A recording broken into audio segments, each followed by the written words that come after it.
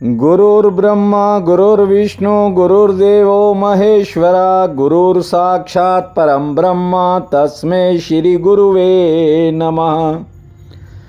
नीलामभुजश्यामलकोमलंगं सीतासमारोहयित्वामभागं पानो महासायकचारुचापं नमाविरामं रघुवंशनाथम्। त्वमेव माता च पिता त्वमेव बन्धु च सखा त्वमेव विद्या च द्वरिणं त्वमेव सर्वं मम देवदेवा। वासुदेवसुतं देवं कंसं चानुर्मर्दनं देवकी परमानन्दं कृष्ण वन्दे जगद्गुरुम्।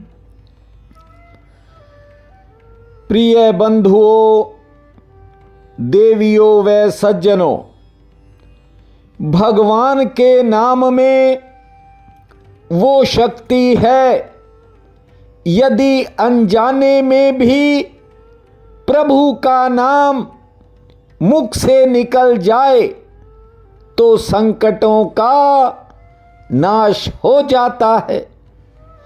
जैसे गलती से पैर के नीचे कोई अंगार आ जाए तो वह पैर की त्वचा को जला देगा, ठीक वैसे ही धोखे में भी प्रभु का नाम सिमरण हो गया तो जरूर किसी न किसी पाप का नाश होगा।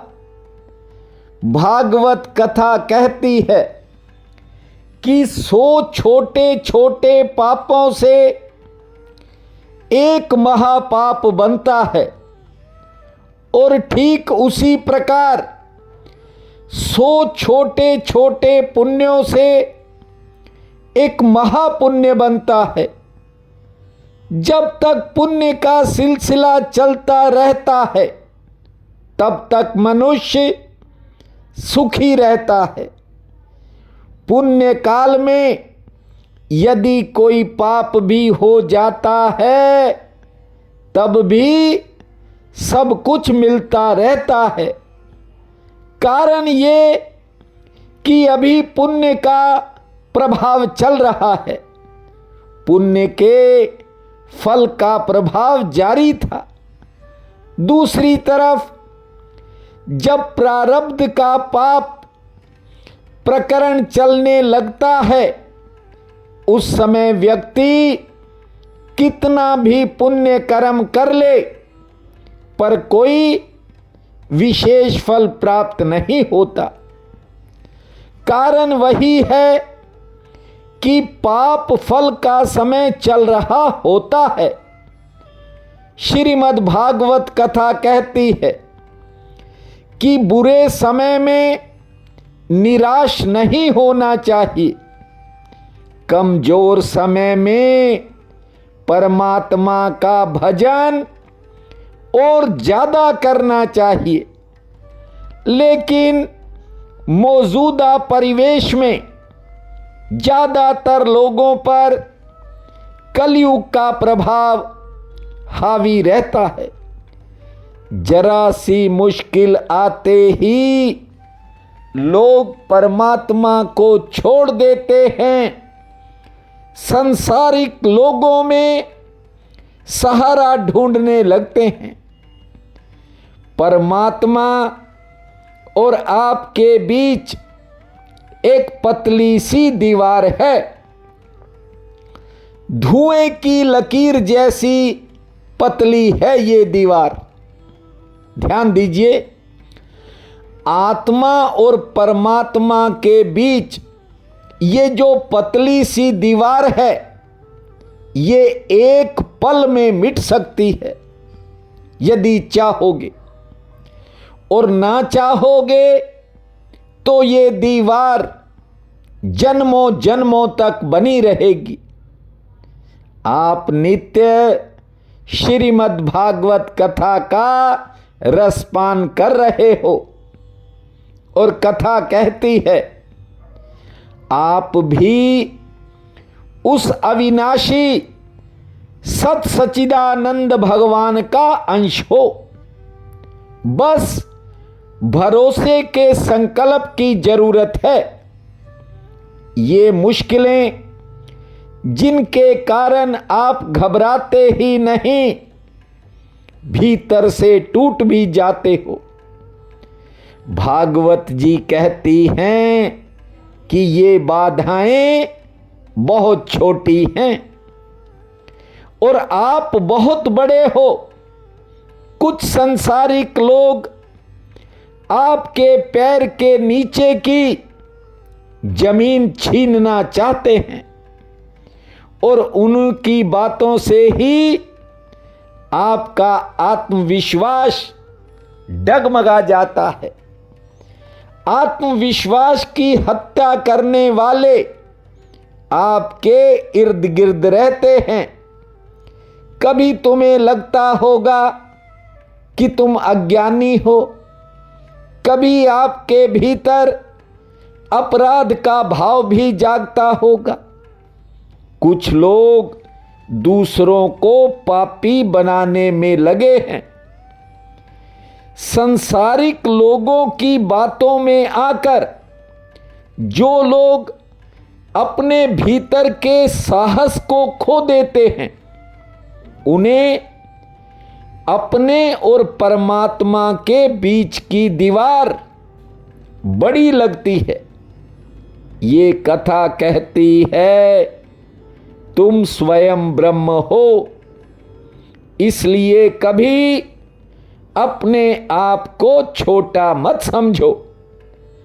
दुर्योधन ने पांडवों के पास दुर्वासा ऋषि को भेजकर मरवाने का षड्यंत्र किया था।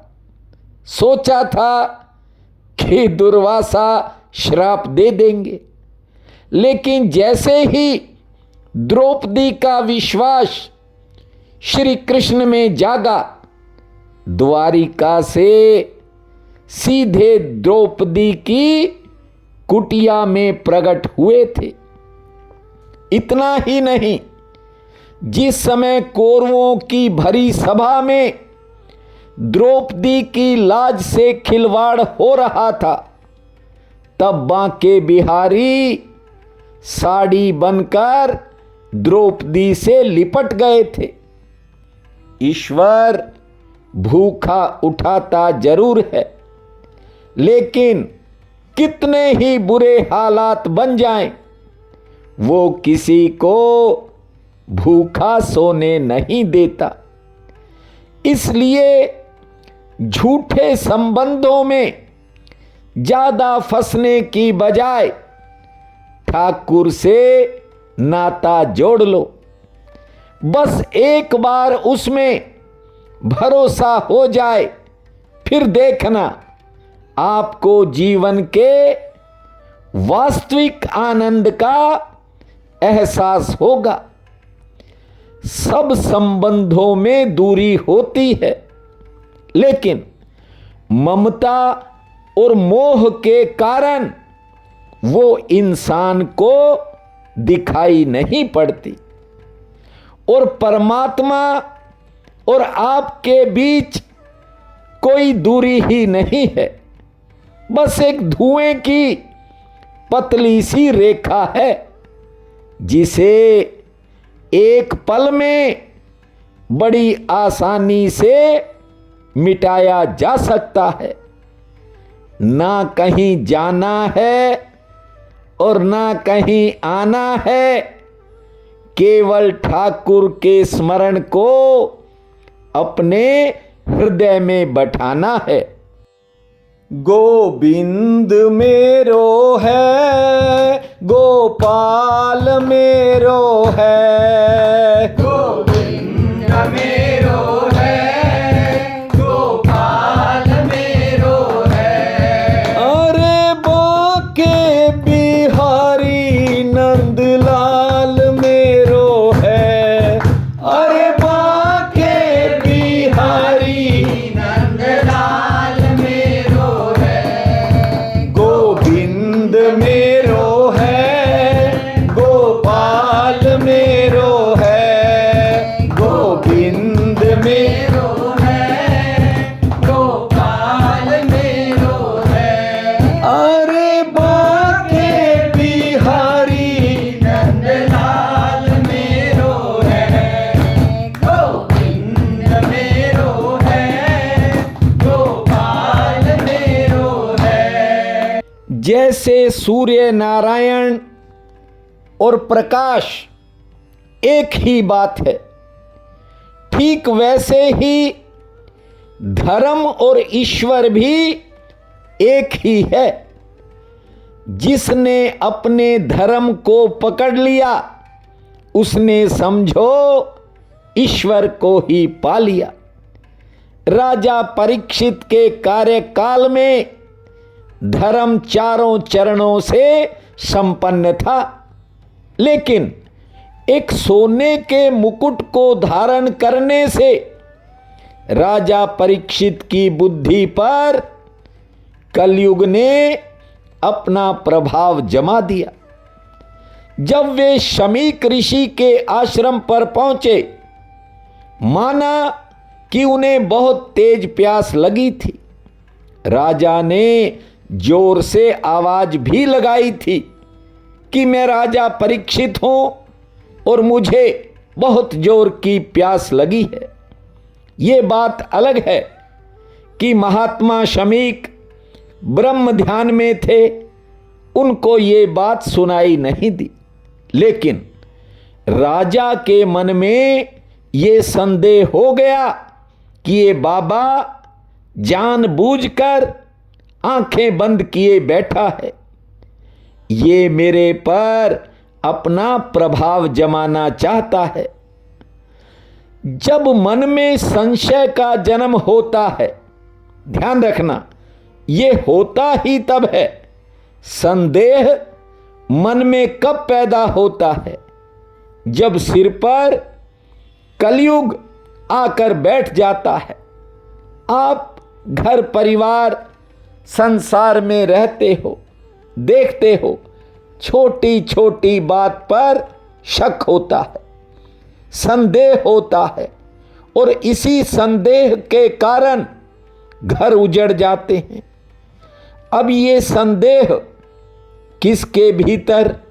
राजा परीक्षित के भीतर जागा है, और राजा ने मरा हुआ सांप महात्मा के गले में डाल दिया ताकि महात्मा बनावटी समाधि से चौंक जाए। शमीक ऋषि को तो इस बात का पता ही नहीं था, लेकिन कई बार ये संदेह, ये जो शक है, संशय है, ये बहुत कुछ करवा देता है। संदेह ने राजा के भीतर जन्म लिया, जिसके कारण उसकी बुद्धि विपरीत दिशा में चल पड़ी। विनाश काले विपरीत बुद्धि। राजा चाहते तो सांप को गले से हटा भी सकते थे, महात्मा को तो पता ही नहीं, लेकिन मरे हुए सांप को गले में ही छोड़कर वापिस चले गए। शमीक के पुत्र ने जब वो दृश्य देखा तो राजा परीक्षित को श्राप दे दिया। देखिए, इधर जब श्राप की बात महात्मा को पता चली है तो उन्होंने अपने पुत्र को गलत ठहराया कि तूने बेटा ये ठीक नहीं किया। आजकल ऐसा नहीं है, बड़ी संख्या में माँ बाप ऐसा नहीं सोचते। वे अपनी संतान का पक्ष लेते हैं और यहीं उनसे एक बड़ी गलती हो रही होती है। शमीक ऋषि तो अपने शिष्य को भेज दिया कि जाकर कह दो राजा से कि 7 दिन का ही जीवन बाकी है। जब राजा परीक्षित को ये समाचार दिया गया तो वे बड़े खुश हुए थे। ध्यान देना बात की तरफ। राजा परीक्षित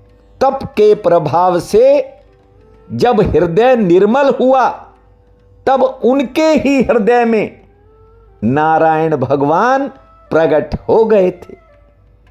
सृष्टि के प्रारंभ की ये घटना क्या संदेश देती है? समय मिले थोड़ा तप किया करो। तप करने से मन शांत हो जाता है। भजन करने से हृदय निर्मल हो उठता है। भागवत कहती है कि शांत मन पर ही परमात्मा का प्रकाश होता है। लेकिन वर्तमान समय ऐसा है, ऐसे ऐसे लोग हैं जो ईश्वर का भी मजाक उड़ाते हैं। ये उनके अपने संस्कार हैं।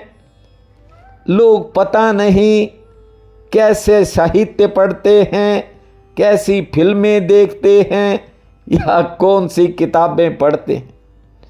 मैंने देखा हर समय तर्क वितर्क में ही फंसे हुए हैं।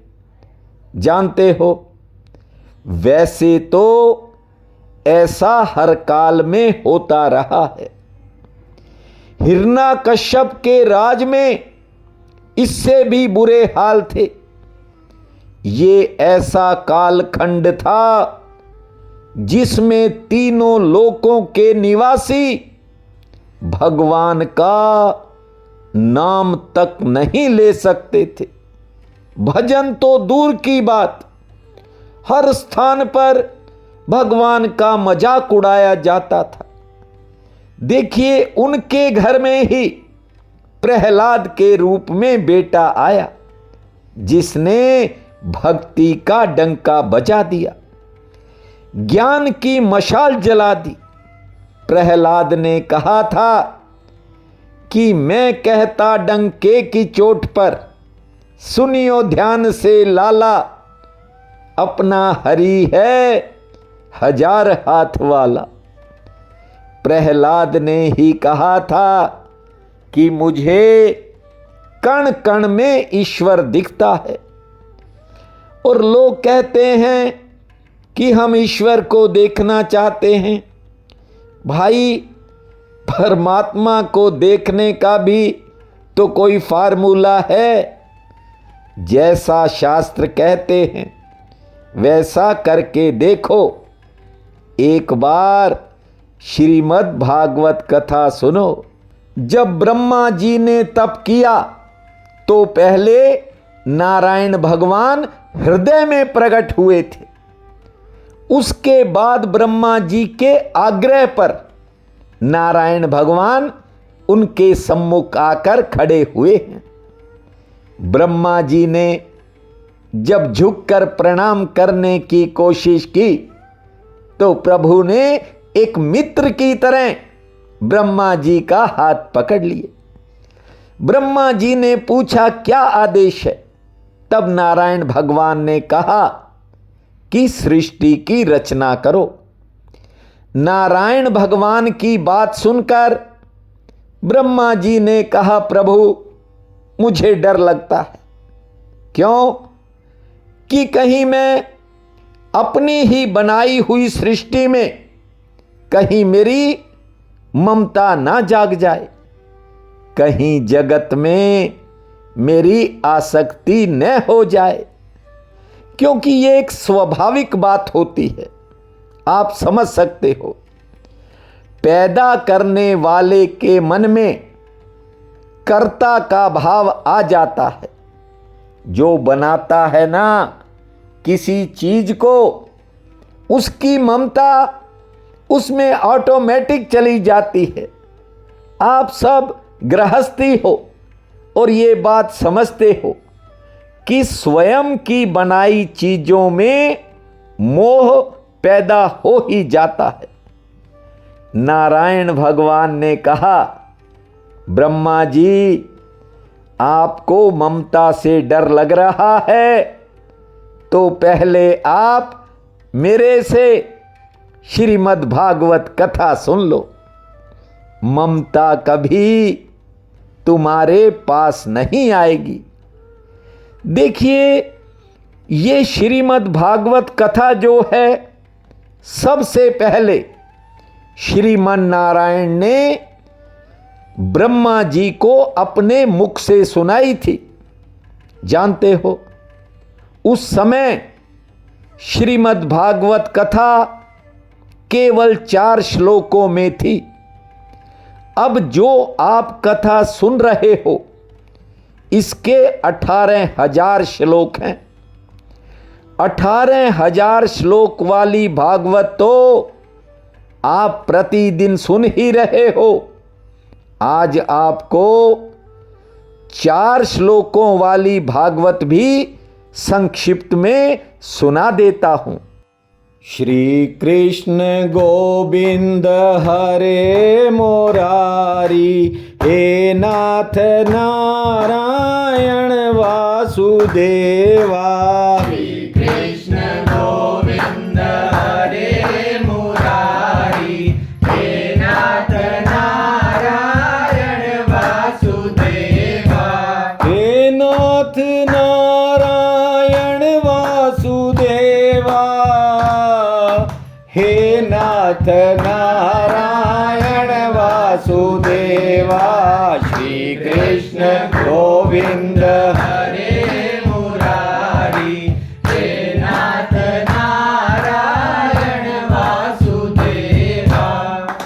ध्यान दीजिए, श्लोक तो संस्कृत भाषा में हैं, आपको उनका अर्थ सुना रहा हूं। 4 श्लोकों वाली श्रीमद् भागवत कथा जो स्वयं श्रीमन नारायण ने ब्रह्मा जी को सुनाई थी, उसका अर्थ ध्यान से सुनो। नारायण भगवान ने कहा कि ब्रह्मा जी, आप सृष्टि की रचना करो, लेकिन करने से पहले इन बातों का ध्यान जरूर रख लेना। ये 4 श्लोक वाली भागवत है, नारायण भगवान कहते हैं। पूरा ध्यान दीजिए। जब ये सृष्टि नहीं थी तब भी मैं था, और जब ये दुनिया नहीं रहेगी तब भी मैं रहूंगा। हे ब्रह्मा जी, इस संसार के रूप में भी मैं ही हूं, दिखाई दे रहा हूं सबको। बात समझ में आई? देखिए, सोने की अंगूठी होती है, अंगूठी बनने से पहले वो सोना है, बनने से पहले सोना है। फिर उसको आकृति दी जाती है अंगूठी की, तब भी सोना ही है। उसके बाद फिर से गला दो तो भी सोना ही है। इसी प्रकार ईश्वर पहले भी, मध्य में भी और अंत में भी। ब्रह्मा जी ने पूछा, हे प्रभु, फिर आप दिखते क्यों नहीं? ध्यान दीजिए भगवान क्या कह रहे हैं। नारायण भगवान कहते हैं कि यही तो मेरी माया है। माया का मतलब ही ये है कि असली को छिपा दे और नकली को दिखा दे। जैसे अंधेरा जो असली रस्सी है उसको तो छिपा देता है, उसी रस्सी को सांप के रूप में दिखा देता है। आपने भी कई बार अंधेरे में महसूस किया होगा, कहीं जाते आते, गांव में, खेत में, अंधेरे में रस्सी भी सांप नजर आती है। और जानते हो, अंधेरा जाते ही सांप का डर खत्म हो जाता है।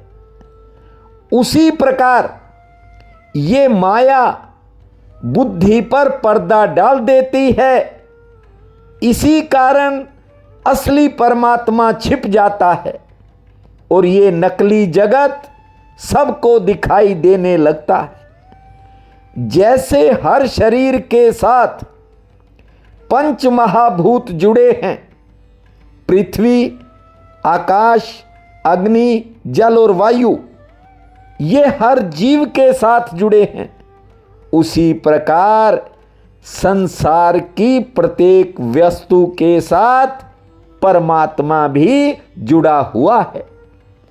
सब कुछ वही है, दिखने वाला कुछ नहीं है। बस ये छोटी सी बात आपकी समझ में बैठ गई तो माया कभी आप पर हावी नहीं होगी। सब कुछ परमात्मा है और ये जो दिख रहा है ये कुछ भी नहीं है। उधर नारायण भगवान ब्रह्मा जी को आदेश देकर अंतर्ध्यान हुए हैं और इधर ब्रह्मा जी ने सृष्टि का प्रारंभ किया है। सबसे पहले ब्रह्मा जी ने मानसिक सृष्टि की रचना की, लेकिन मानसिक सृष्टि से जब काम नहीं चला, क्योंकि वे जिन्हें भी बनाते सब निवृत्ति मार्ग की तरफ बढ़ जाते। जैसे सनक, सनंदन, सनातन और सनत कुमार जी, इनको उत्पन्न किया। इनके बाद 10 ऋषियों को बनाया, लेकिन ये सभी घर गृहस्थी में फंसने वाले नहीं थे। ये तो सब निवृत्ति मार्ग पर जो है चले जा रहे हैं। अब जब काम नहीं चला, फिर प्रभु ने प्रेरणा दी है। ब्रह्मा जी ने अपने शरीर के 2 हिस्से किए।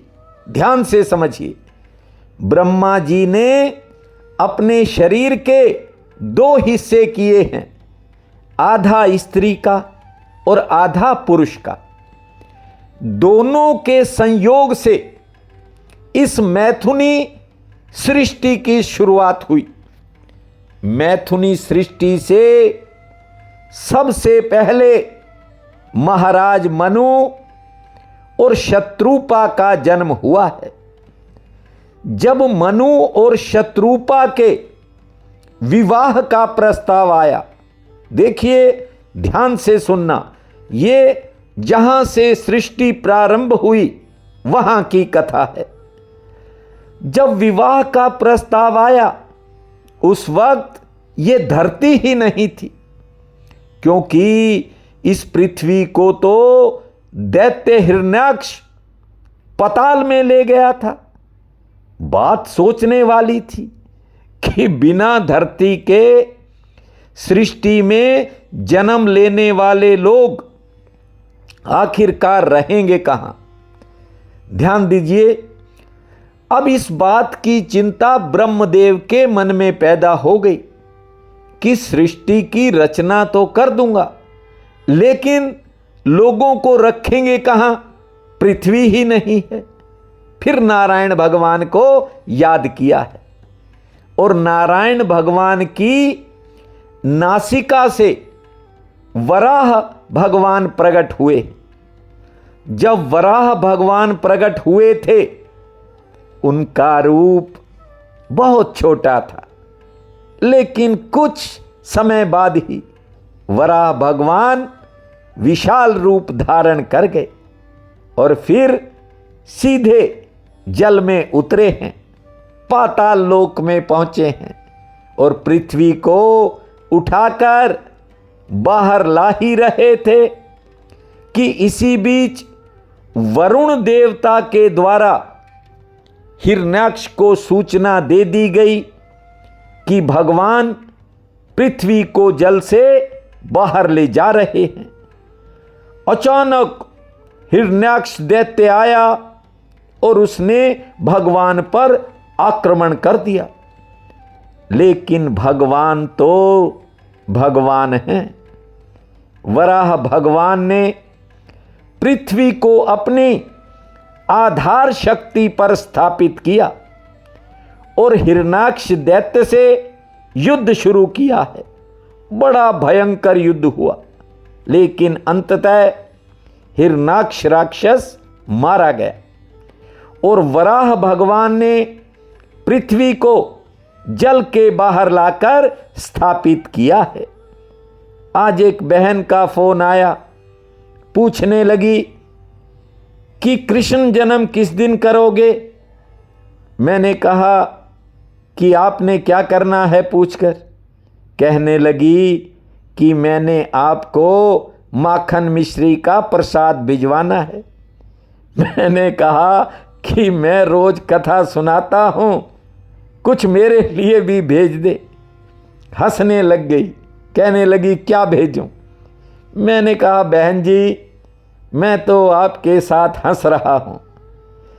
कृष्ण का जन्म किस दिन हो पाएगा ये बात मैं आज ही नहीं बता सकता। अभी तो अन्य अवतारों की कथा श्रवण करो। हो सकता है मैं भविष्य में भागवत कथा ना सुना पाऊं, इसलिए हर श्लोक पर विस्तार से चर्चा करना चाहता हूं। हरि अनंत हरि कथा अनंता, कहाँ ही सुनहि बहुविधि सब संता। श्री हरि का आज तक ना तो किसी ने अंत पाया है और ना पा सकेगा, पाएगा भी कैसे। हरि भी अनंत हैं, उनकी कथाएं भी अनंत हैं। ये बात अलग है कि सबका सुनाने का अपना ढंग होता है। मुझे तो आप जानते ही हो, मैं कोई ज़्यादा पढ़ा लिखा नहीं हूँ, ना ही कोई विद्वान हूँ। मेरे बहन भाई जैसे सरल हैं, वैसे ही सरल शब्दों में आपको ये कथा सुना रहा हूँ। आप नित्य मुझे सुनते हो, सालों से सुनते हो। ये गला रुकने की कोशिश कई बार करता है, क्योंकि दिन में मूल पाठ भी हो जाता है, पूजन इत्यादि भी। और मूल पाठ इसलिए करना पड़ता है ताकि अनुष्ठान में कोई कमी ना रहे। सुनाने में कोई त्रुटि यदि हो भी गई तो मूल पाठ साथ कर रहा हूँ। सृष्टि का प्रारंभ हो चुका है। वराह भगवान ने जल से पृथ्वी बाहर लाकर स्थापित कर दी है। बस आप नियम और भाव से कथा श्रवण करते रहो। आगे चारों युगों की चर्चा होगी। सभी अवतारों की कथा आप निरंतर श्रवण करेंगे। कल आपको भगवान के अन्य अवतारों की कथा भी सुनाएंगे। और ये जो हिरण्याक्ष था, जो पाताल में पृथ्वी को ले गया था, इसका एक और भाई हिरण्याकश्यप, जिसके लिए नरसिंह अवतार हुआ। बहुत सी भगवान की ठाकुर की कथाएं कल आपको सुनने को मिलेंगी। अब 2 मिनट के लिए हृदय में विराजमान ठाकुर का गुणगान करेंगे। गोविंद मेरो है, गोपाल मेरो है,